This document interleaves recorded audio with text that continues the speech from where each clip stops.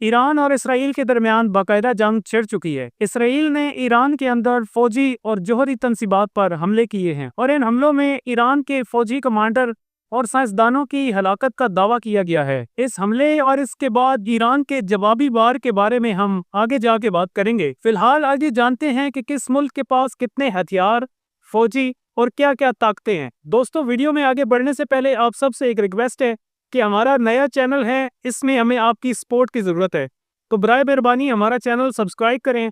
आपका सिर्फ एक क्लिक होगा, लेकिन इससे हमें बहुत ज़्यादा मोटिवेशन मिलती है, तो प्लीज़ सब्सक्राइब करें। ईरान और इसराइल के दरमियान बराह रास्त फासला 1000 से 1200 किलोमीटर है। दोनों मुल्कों के दरमियान कोई मुश्तरका सरहद नहीं, जबकि बीच में इराक, शाम और उर्दन जैसे ममालिक आते हैं। ईरान एक बड़ा मुल्क है जो हर तरफ से पहाड़ों से घिरा हुआ है, जबकि इसराइल छोटा लेकिन जदीद टेक्नोलॉजी से लेस है। ईरान के पास तकरीबन 5 लाख से ज्यादा फौजी एहलकार मौजूद हैं। इसकी ताकत का बड़ा हिस्सा पासदाराने इनकलाब और कुद्स फोर्स है। ईरान के पास 3000 से जायद टैंक्स, जबकि 500 से जायद जंगी तैयारे हैं। हजारों मिसाइल, जिनमें शहाब 3 जैसे बैलिस्टिक मिसाइल भी शामिल है। इसके अलावा साइबर वारफेयर में भी ईरान को काफी महारत हासिल है। ईरान का सबसे बड़ा हथियार उसकी प्रॉक्सी फोर्सेज हैं, जैसे कि हिजबुल्लाह, इराक, शाम और हमास में इत्तेहादी ग्रोह शामिल है। अब आते हैं इसराइल की तरफ। अगर हम बात करें इसके फौजियों की, तो इसराइल के पास 1,70,000 से जायद एक्टिव, जबकि 4 लाख रिजर्व फौजी मौजूद हैं। इसराइल के पास दुनिया के जदीद तरीन तैयारे जैसे कि F-35 वगैरह भी शामिल हैं। इसके पास जदीद तरीन एयर डिफेंस सिस्टम जैसे आयरन डोम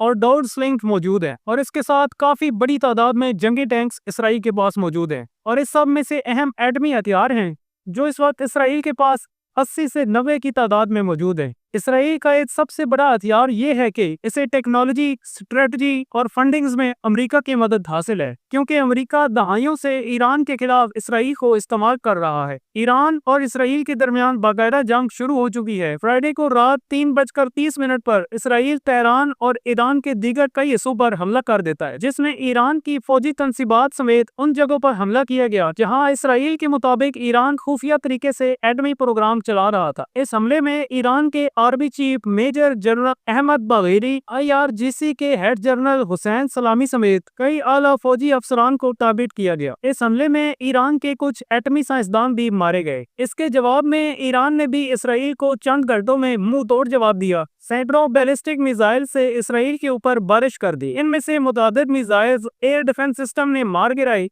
जबकि कुछ मिसाइल्स टारगेट को अचीव करने में भी कामयाब हुए। ईरान ने इस हमले के बाद ऑपरेशन वाद-ए-सादिक लॉन्च किया, जिसमें इसराइल के वजारत दिफा कॉम्प्लेक्स और मुतादिद फौजी हेडक्वार्टर्स को तबाह कर दिया, जबकि एक बड़ी इमारत भी इस हमले में ज़मीं-बोस हो गई। अब तक की इतलाक के मुताबिक 4 इसराइली हलाक और 90 से ज्यादा जख्मी हो चुके हैं, और ईरानी हुकाम के मुताबिक मजीद हमलों का इरादा जाहिर किया गया है और इसराइल को जल्द अज जल्द कोई बड़ा सरप्राइज देने का भी इरादा जाहिर किया गया है। ईरान की तरफ से दावा किया गया है कि उसके एयर डिफेंस सिस्टम ने F-35 जैसे 2 तैयारे मार गिराए, और इसके अलावा भी कुछ तैयारे और ड्रोन्स गिराने का दावा किया गया है, जबकि इसराइल की तरफ से इस मामले पर न तरदीद की गई है न तस्दीक की गई है। दोस्तों, अगर ये सूरत हाल इसी तरह जारी रही तो इसका असर पूरी दुनिया पर पड़ सकता है। अगर इस जंग को मजीद आगे बढ़ने से न रोका गया तो ये सिर्फ ईरान और इसराइल के दरमियान नहीं रहेगी, बल्कि पूरे खित्ते को आग की लपेट में ले सकती है। खलीजी ममालिक, शाम, लबनान और हत्ता के अमेरिका और रूस भी इस जंग में शामिल हो सकते हैं। लेकिन सवाल यह है कि क्या दुनिया एक और बड़ी जंग की मुतहम्मिल हो सकती है? इसका जवाब आप कमेंट्स बॉक्स में जरूर दें।